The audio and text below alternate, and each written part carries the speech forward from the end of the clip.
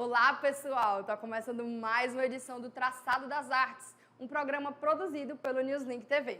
No Traçado das Artes, você fica por dentro de tudo que há de melhor no segmento da arte aqui no nosso estado. Conversamos com personalidades do mundo artístico para conhecer a história dos artistas e como funcionam os seus processos criativos. Eu sou Lorena Louise, estudante do 6º semestre de jornalismo da Universidade de Fortaleza. Neste episódio, convidamos o escritor e jornalista cearense Eliezer Rodrigues. Ele lança neste sábado, 24 de fevereiro, o seu 4º livro, intitulado Castelo do Plácido, Apogeu e Destruição, 50 anos depois.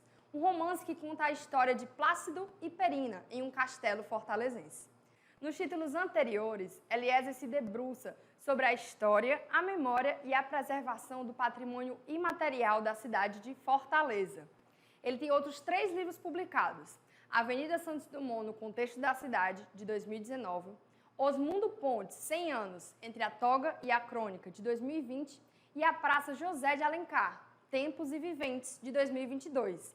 Eliezer é formado em Comunicação Social pela Universidade Federal do Ceará e foi editor e repórter especial nos jornais O Povo e Diário do Nordeste.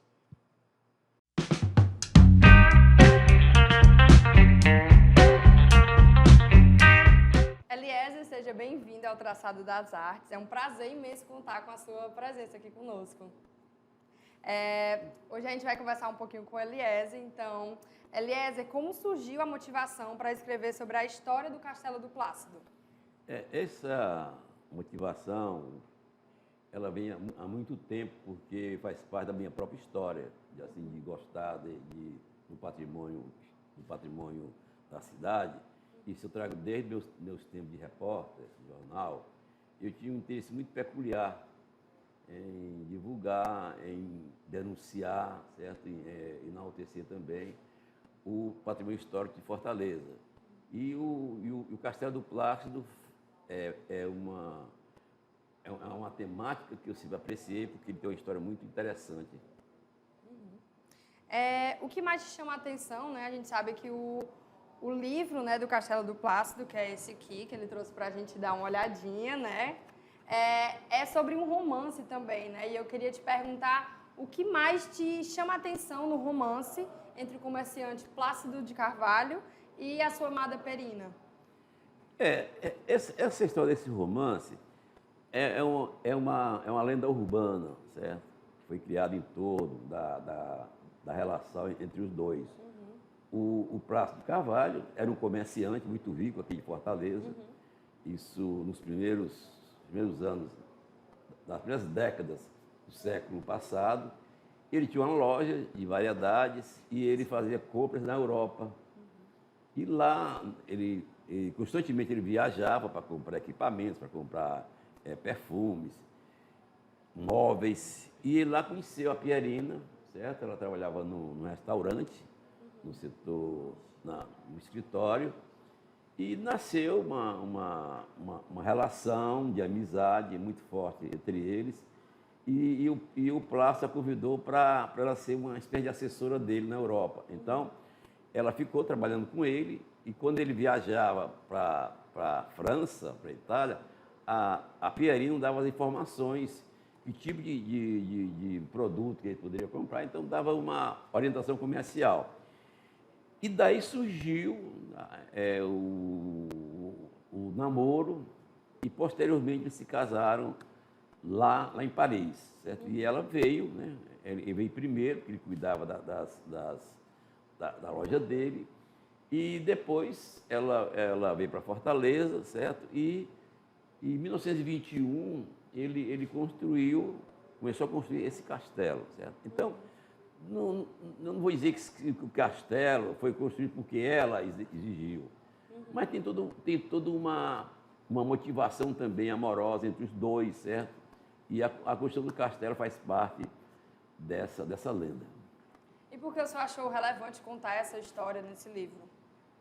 Porque tem outros fatores, certo, da construção do castelo, que também eles são relativos, que a gente pode também, vamos dizer, valorizar. Por exemplo, um arquiteto da época, contemporâneo dos dois, chamado Mainha, um cearense, e o Mainha deu, já depois de muito tempo, deu uns 20 a 30 anos depois, o Mainha deu um depoimento, certo? A uns professores da Universidade Federal do Ceará, e nesse depoimento ele disse que o Plácido construiu o castelo, aí é o enfoque, entendeu? Ele construiu o castelo porque ele havia tido uma tentativa de um caso amoroso, certo? Com uma mulher, só que a mulher era casada, certo? E houve um problema, certo? E o preconceito era muito forte também naquela época.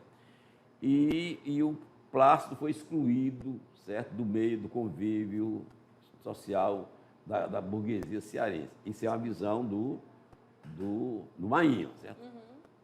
Então ele foi excluído e ele, assim, numa revolta, certo? Então ele construiu um castelo para dizer que ele era um homem rico, certo? Que tinha poderes econômicos e construiu um castelo que era no antigo bairro Outeiro, que hoje é Aldeota, certo? E era distante naquela época, assim, para se chegar ao castelo, a Santos Dumont, não era nem Santos Dumont o nome da avenida. Era muito difícil, assim, o caminho, certo? Era muito íngreme e tinha era muito dificultoso se chegar do centro da cidade, na Praça do Ferreira, até o castelo. Era muito difícil. E ele construiu o castelo longe do centro por causa disso. Ele construiu o castelo isolado, certo? Do centro da cidade.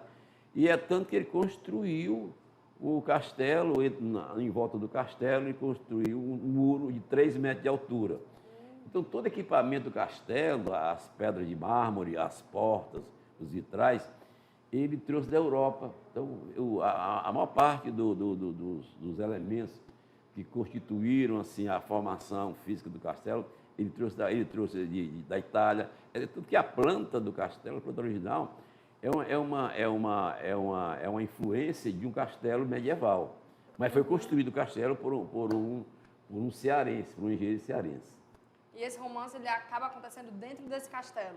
Não, porque eles se casaram antes, entendeu? Olha, o romance começou lá, como eu te falei, começou lá na Europa, lá na França, eles se conheceram e se casaram lá e ela veio morar com ele em Fortaleza e depois no castelo, certo?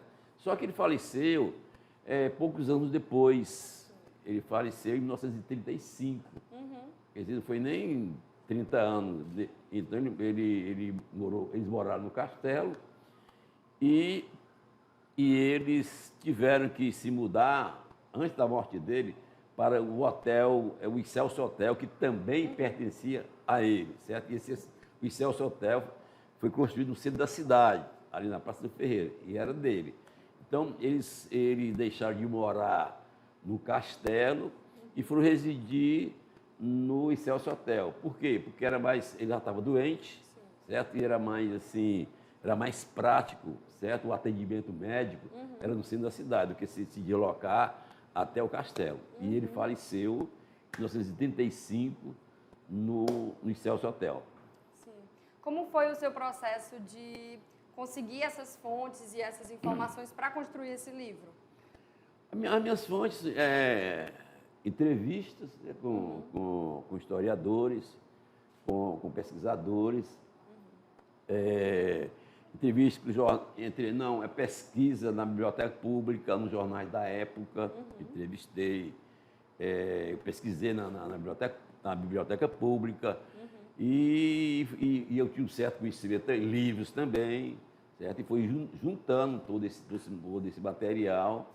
E conto também no livro, também com a colaboração de pessoas, pesquisadores que fizeram artigos sobre o castelo, então é um livro muito rico, porque também eu conto com apoio, né, com a colaboração de crônicas de outras pessoas, certo?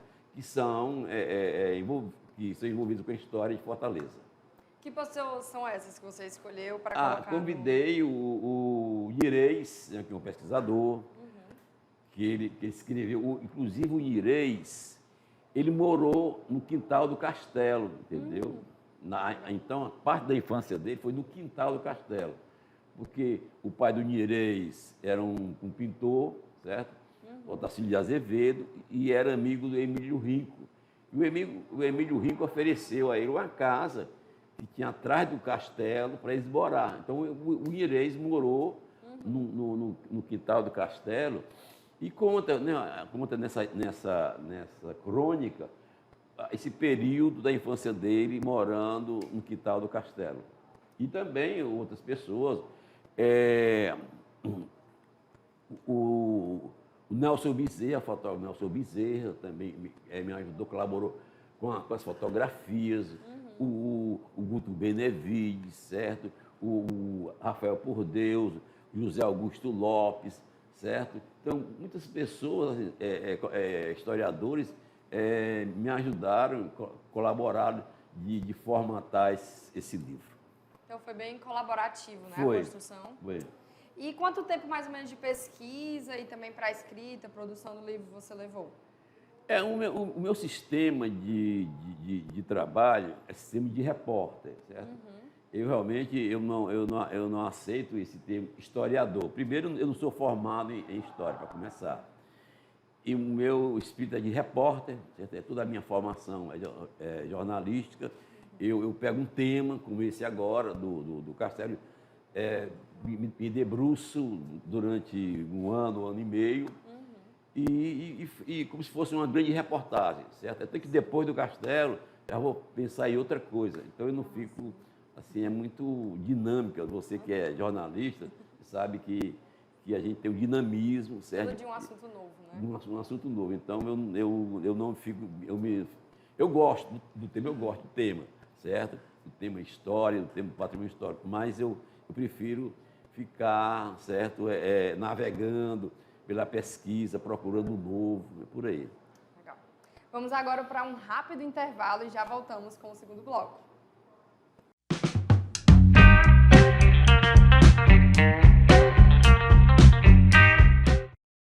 Todo mundo é um mundo. Estamos em constante evolução para acompanhar as mudanças dessa nova era. Nos juntamos com parceiros, com colaboradores, analisamos a nossa trajetória e ajustamos o nosso rumo. Um movimento que aprimora parcerias, redesenha relações e que agora foca na integração de soluções para dar forma ao nosso propósito. Aprender, empreender, inovar para prosperar. E se mudamos por dentro, era fundamental mudar por fora, na forma como nos apresentamos, falamos e somos percebidos. Isso quer dizer que repensamos as nossas linguagens, verbal e visual, para refletir melhor o que nós somos, abertos e empáticos, atuais e muito otimistas. Nossa nova marca está mais leve, com formas arredondadas, mais equilibrada e convidativa. A partir do círculo em movimento, redesenhamos o nosso símbolo. Os arcos que viajam através do tempo e movem-se em todas as direções do conhecimento simbolizam o ensino, a pesquisa e a extensão, a ciência, a arte e a inovação, tripés que alicerçam a nossa história. As setas representam o futuro e o presente, a razão que nos move a continuar a ensinar e a aprender. Nossas cores inspiram e reforçam uma personalidade acolhedora e visionária. Nossa tipografia é moderna e estruturada, próxima, que abraça os objetivos da nossa nova marca. Criamos um sistema flexível, adaptável, vibrante e cheio de possibilidades. Possibilidades de estarmos ainda mais próximos e motivados para seguir em frente, ensinando e aprendendo.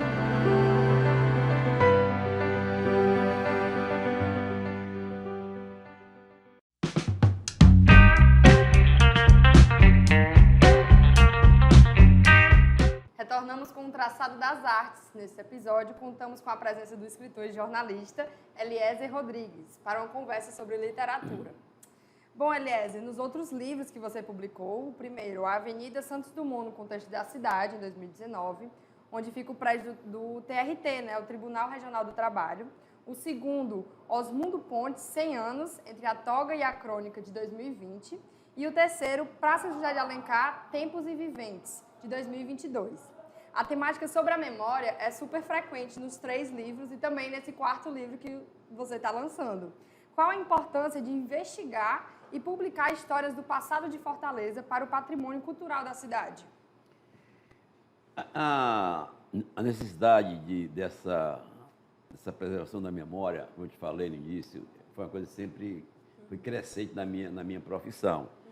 E também pelas minhas observações, certo, que Fortaleza é uma das capitais do Nordeste, certo, que menos preserva a história, que menos preserva os prédios históricos, onde acontecem derrubadas de prédios, certo? Destruição de monumentos, prédios antigos que fazem parte da história. Então, existe uma cultura aqui em Fortaleza, principalmente nas redes sociais, certo, de preservar as fotos antigas, certo? E as pessoas têm assim eu acho legal isso aí, sabe, de cultuar, mas não tem uma cobrança. Sim. Aí esse é um dado, certo, que precisa ser. Não tem eu não percebo que as pessoas pesquisem sobre a história desses patrimônios históricos e que cobrem das autoridades, porque nós temos, em termos de Brasil, o IPHAN, nível nacional, certo? Os estados têm os departamentos de patrimônio histórico, os municípios também, mas eu não percebo assim, o envolvimento da comunidade como um todo, certo? Imbuída de preservar esses monumentos, certo?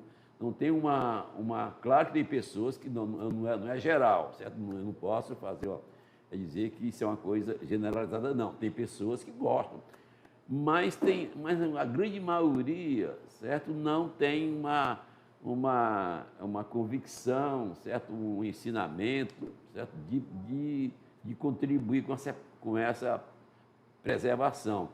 E uma das entidades, uma das instituições, aliás, que pouco a gente percebe que não existe, é com a Igreja Católica.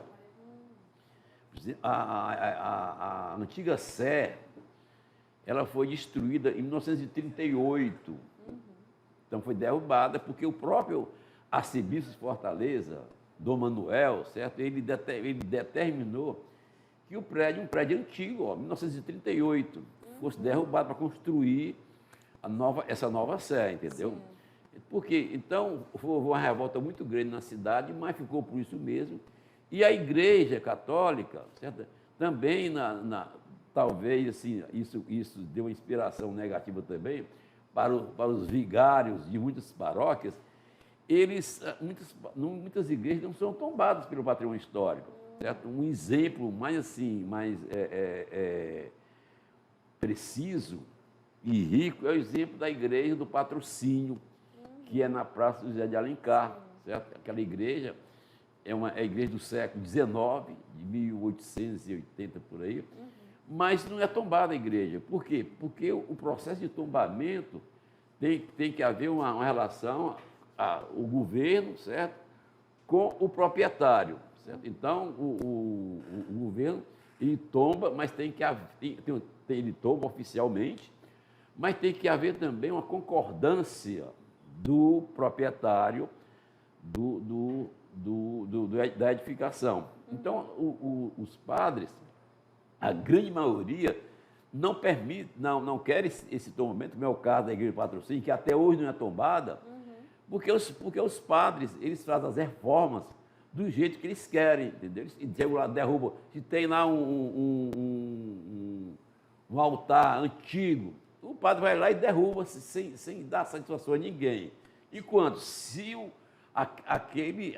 aquela igreja fosse tombada pelo patrimônio histórico, todas as vezes que ele fosse fazer uma reforma, teria que ter um acompanhamento dos técnicos do Departamento de Patrimônio. Então, a gente percebe um exemplo evidente, certo? Que as igrejas do Ceará, da Igreja Católica, elas não são tombadas, certo? Então, uma coisa mais recente agora é que elas são pintadas de marrom e uma cor escura. Em Fortaleza, muitas igrejas, ou existe um convênio, um interesse econômico para pintar. Eu acho que a igreja ela tem que ser na cor original dela, como é o caso da igreja do Patrocínio, que a igreja original, a pintura, a cor original é a cor branca. Mas o padre chega lá e manda pintar do jeito que ele quer. Certo? Então, não existe essa consciência, de uma forma geral, no Ceará, sobre a preservação do patrimônio histórico. E para você, enquanto historiador, não, pesquisador, Certo. né? Qual é a consequência dessa cidade sem preservação? Claro, a consequência é a pior possível, porque as novas gerações, certo, elas não sabem história. Como é que ela vai crescer, certo, culturalmente, se ela não sabe a história da cidade onde ela nasceu, a história da cidade onde os pais, os avós, a família dela viveu. Qual a referência que ela tem, se ela não sabe da história? Aliás, ela sabe da história dela, mas ela não tem assim, esse elo com a história da família dela, certo? Onde a família viveu, certo? Os ambientes de lazer, onde a família frequentou. E tem também a questão da vaidade de você viver numa cidade que é o orgulho, certo? Você ter na cidade monumentos, prédios antigos que fazem parte da história. Todos esses relatos ouvidos nos 4 livros, né, que agora você está publicando o 4º, tanto das pessoas que foram nomeadas quanto das que permaneceram em anonimato, qual foi o relato mais memorável durante todos esses anos produzindo para o meio literário? Sabe que cada livro é um motivo diferente. A linha de pesquisa, certo? Ela varia de acordo com o andamento da pesquisa. Ela tem um segmento, sabe, de observação. Claro que ao longo dessas pesquisas, eu entrevistei muita gente, certo? Em 4 anos, eu já fiz 4 livros, quer dizer, que é um tempo recorde, porque antes de escrever esse livro, eu não tinha nenhum interesse em escrever livro. Eu fiz minhas reportagens, mas eu não tinha assim, uma percepção, eu achava o meu texto muito resumido, certo? E eu achava que escrever livro você tinha que se deleitar, tinha que esticar, como a gente fala na linguagem jornalística, os assuntos. Eu não tinha esse interesse, assim, de me tornar um escritor. Mas, por uma demanda lá do tribunal onde eu trabalho, que era fazer um livro, uma pesquisa sobre o prédio do tribunal, que é um prédio antigo, um prédio que fica na Santos Dumont, em frente à gastroclínica. É um prédio, certo? É um palacete que foi construído na década de 40, e eu tive uma demanda para fazer um trabalho, certo? sobre a Casa Branca, como a gente chama, certo? Lá no tribunal. Mas só que o material que eu encontrei, um material muito resumido, a história dela é muito curta, certo? Era de uma família, certo? Mas não tinha assim eu não tinha elementos para contar uma história, sabe? Porque eu não tinha fonte também. É outro problema que a gente sente, voltando a essa dificuldade, são as fontes, são informações desencontradas. Então, como eu não tinha material suficiente para escrever o livro, eu tive que estender a minha pesquisa da Santos Dumont, que é o primeiro livro, para fazer um livro, certo, sobre a Avenida Santos Dumont, desde o início dela, que ela começa ali na pracinha do Colégio da Imaculada Conceição, na Igreja Pequeno Grande. Então, eu comecei a contar as histórias, certo, das casas, certo, do que aconteceu, movimentos históricos, pessoas. Eu fui entrelaçando isso e contando toda vamos dizer assim, a trajetória, certo, das mudanças que a Avenida Santos Dumont sofreu muito. Você vê, hoje em dia, praticamente a Santos Dumont é uma avenida, certo, com nós temos poucos prédios residenciais, são prédios, certo? São prédios comerciais, e o pior,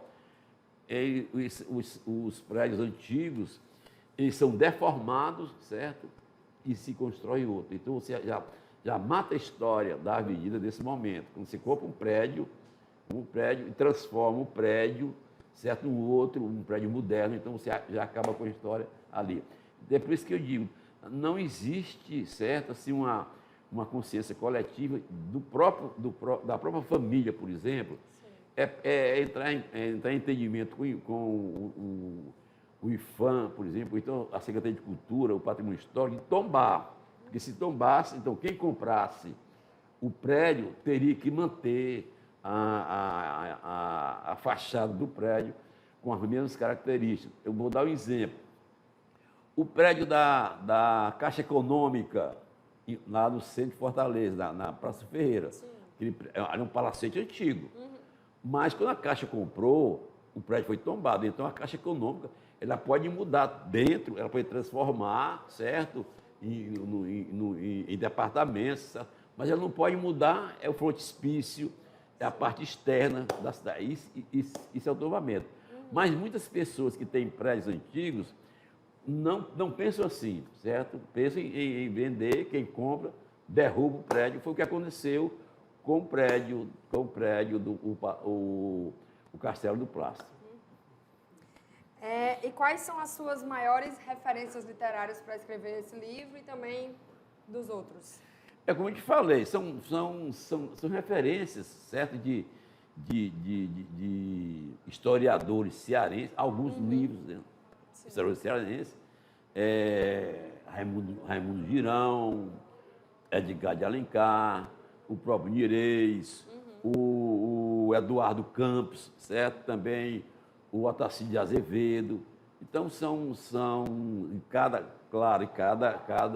cada livro, cada situação, eu vou precisar de uma informação, certo? E então eu vou precisar, onde é que eu vou buscar Santos de Azevedo na literatura cearense, o Adolfo Caminha, certo? Que no livro dele, Anomalista, por exemplo, no livro Anomalista, esse livro do Adolfo Caminha fala sobre as praças, as ruas de Fortaleza, certo? Então eu utilizei passagem do livro Anomalista, do Adolfo Caminha, na escrita do segundo livro, sobre a Praça de Alencar, e agora no livro sobre o Castelo do Plástico, sobre a Cela do Bom, que antigamente era outeiro.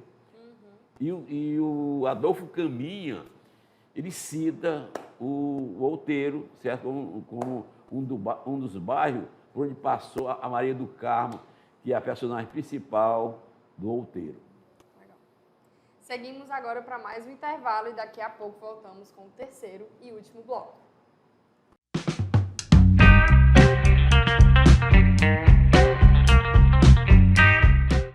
Retornamos à conversa com o escritor e jornalista Eliezer Rodrigues, que lança neste sábado, 24 de fevereiro, seu quarto livro, que é O Castelo do Plácido, Apogeu e Destruição, 50 anos depois.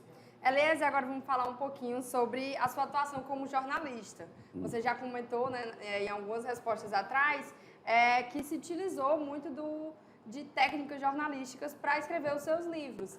E eu queria te perguntar qual a maior dificuldade, além dessa questão de estirar o texto, né, de aumentar o volume de informações, qual a principal diferença entre esse texto jornalístico e quando você fez essa migração para o texto literário? A diferença que eu percebi, que eu senti, é que para o jornal, para a imprensa, certo? Escrever para o jornal, que é o meu veículo, né, um jornal impresso, inclusive, a coisa é imediata. Certo? Você tem a obrigação, aquele dever, certo? De escrever para o dia seguinte. Então, muitas vezes você não tem tempo, né, para pesquisar, para dar uma moldagem mais dinâmica, vamos dizer assim, mais pesquisada sobre o texto. Então, o texto tem que sair de qualquer forma, porque a questão do horário do fechamento do jornal, certo? Então, no meu tempo era assim. Então, era uma pressa, certo? Porque era uma pressa de jornal diário, então tinha que escrever. E isso, essa pressa também, ela é muito importante porque instiga, certo? A preocupação, o repórter fica mais assim atento, fica mais em alerta para pesquisar, escrever. Então, é um frenesi muito mais forte por conta disso, porque você tem que estar com o material pronto para sair no jornal do dia seguinte. Isso era na minha época, hoje eu não sei como é que funciona. Então, com relação a escrever livro, é outra dinâmica, certo? Você tem tempo, certo, de pesquisar, você tem tempo de ver várias fontes ao mesmo tempo, você vai juntar as informações, vai checar muitas informações. Então, o tempo é muito maior, certo, para o processo de lapidação do texto, certo? Então, eu juntei, agora nessa minha fase de escritor, aquela vontade de pesquisar, certo? Sendo objetivo. Isso é um estilo que eu aprendi e que eu desenvolvi ao longo dos tempos, e hoje estou colocando na literatura. Então, os meus livros, ele tem uma dinâmica como se fosse uma grande reportagem, certo? É um entrelaçamento de assuntos que estão correlatos, que eles contam a história. Claro que cada um tem seu viés, né? Viés de história, tem viés de informação, mas no fechar, certo? De fechar aquela informação, daquela abordagem, então tem uma precisão, certo? De cada tema que foi focalizado, mas que isso faz parte de um todo, de um conjunto de informações. Legal. E você falou que está sempre à procura de um novo assunto, de um novo tema, na verdade. Eu queria saber que outras áreas, ou prédios, ou monumentos eu até falei, até brincando, falei lá no meu trabalho, que eu estou cansado de escrever, sabe, livro? Sabe, nesses 4 anos, eu escrevi 4 livros, quer dizer, é muito, sabe, foi uma coisa muito dinâmica, certo? Eu até me surpreendi, certo? E esse primeiro livro sobre a Santos Dumont, eu participei de um concurso nacional de jornalismo e justiça, ele ficou em 3º lugar nacional, o primeiro sobre a Santos Dumont. Foi uma surpresa que eu tive, certo? Uma boa, e isso me deu mais assim, estímulo para escrever. Então, vou ficar um pouco de stand-by, certo? Vou dar um tempo, certo? Vou descansar minha cabeça também, porque se fica muito ligado ao trabalho, certo? À pesquisa. Então, eu vou dar um tempo, certo? Já tem outros temas, entendeu? Já tem outros temas já agendados. Mas eu prefiro dar uma descansada agora, nesse ano, certo? E futuramente, quem sabe, eu volto a escrever um novo livro. É isso, agradecemos mais uma vez pela sua presença, Eliezer. E terminamos por aqui a nossa conversa do Traçado das Artes, da TV Newslink. A gente se encontra no próximo programa. Valeu. Obrigado. Muito obrigada.